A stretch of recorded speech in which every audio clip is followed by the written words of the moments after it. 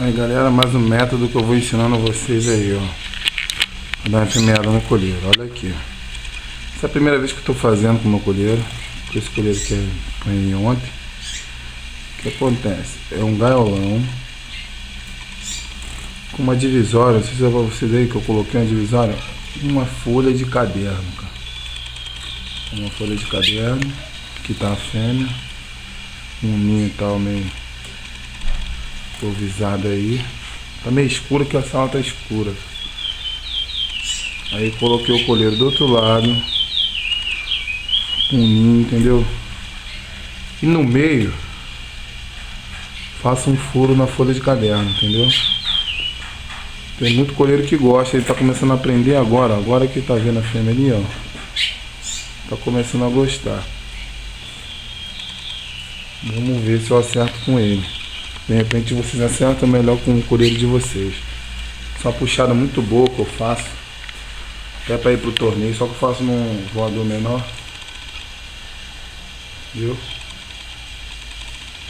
Faço isso com eles. Ó, vamos ver se ele canta ali. Demorei a postar vídeo aí, galera, porque fiquei sem câmera, minha câmera quebrou, cara. Eu tô usando esse. Arrumei outro agora, demorei a postar. Naquele vídeo lá que eu fiz a fêmea solta, eu fiz com ele também essa puxada, ele gostou mais. Fiz ontem. Mas essa aqui é uma puxada também muito eficiente, cara. Muito eficiente para enfermar os colheiros. Olha como é a primeira vez, não tá sabendo nem voar direito no galão.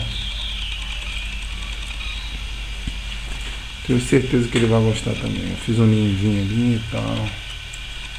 Entendeu? Vocês dão uma incrementada aí no jeito de vocês. Olha que filha linda.